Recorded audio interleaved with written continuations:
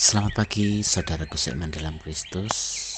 Salam sehat selalu. Puji Tuhan, kita masih diberikan kesehatan, diberikan sukacita. Marilah kita siapkan hati dan pikiran kita untuk mendengarkan firman Tuhan. Tuhan beserta kita sekarang dan selama-lamanya.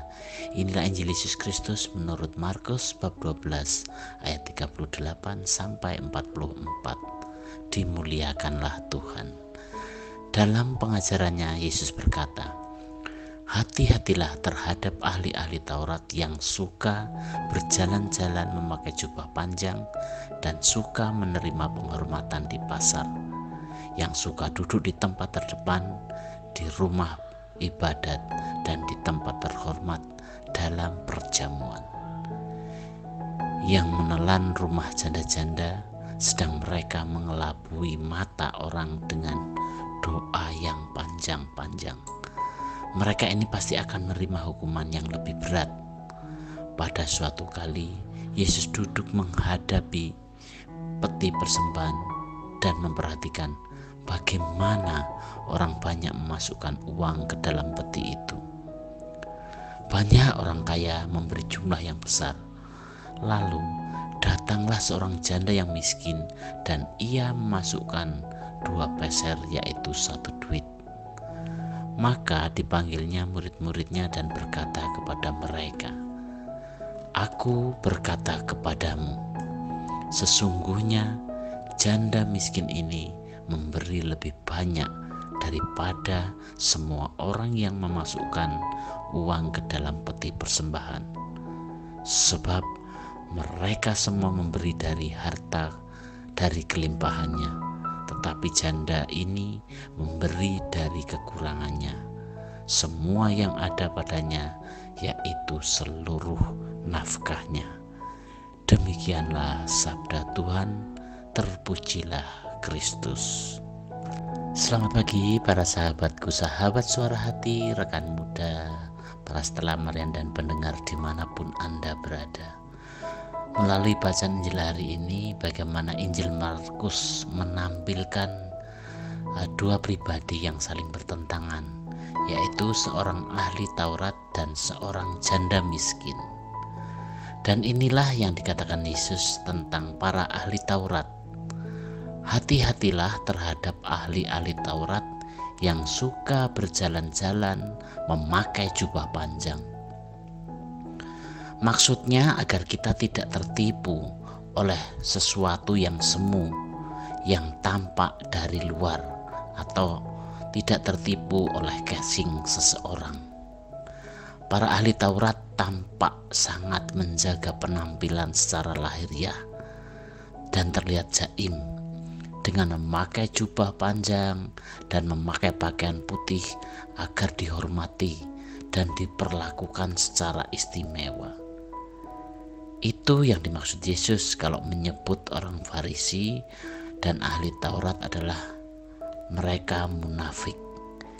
Inilah banyak yang membuat orang terkecoh karena penampilan, karena casingnya saja.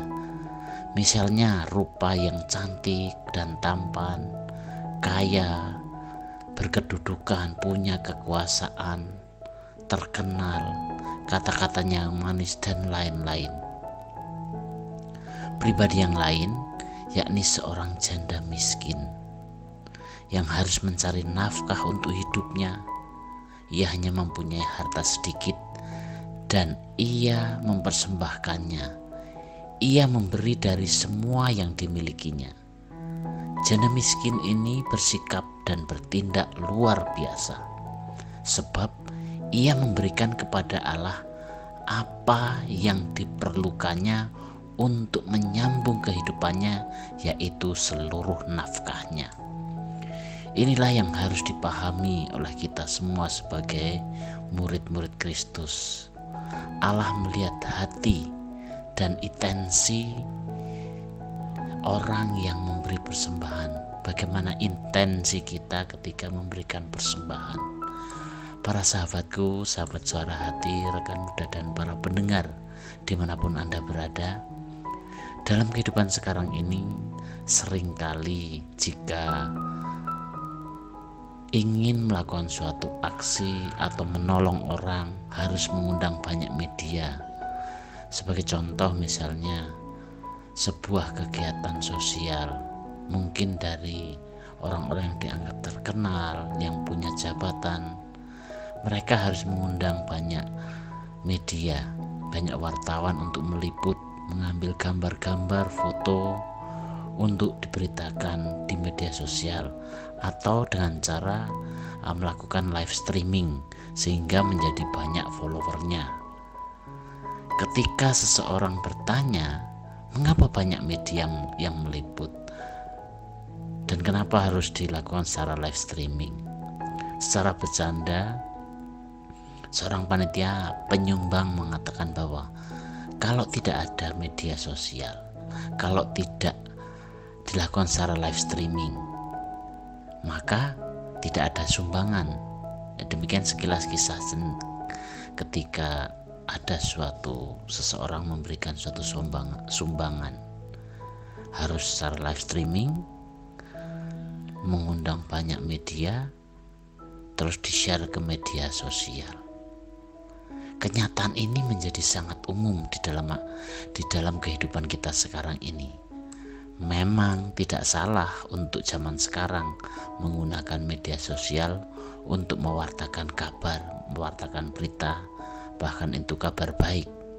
Yang menjadi tidak benar adalah ketika kita punya misi pribadi untuk mendongkrak popularitas kita sendiri dan tidak mengutamakan esensi dari suatu aksi yang kita lakukan.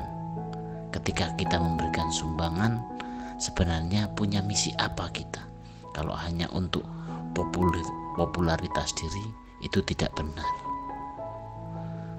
Untuk itu coba kalau kita mau flashback sejenak, apa bedanya cara ini yang dicontohkan di atas tadi dengan yang dilakukan oleh orang Farisi pada zaman Yesus waktu itu? Orang Farisi jelas dikatakan bagaimana dia kelihatan berwibawa, kelihatan suci, tampil dengan baju jubah yang panjang.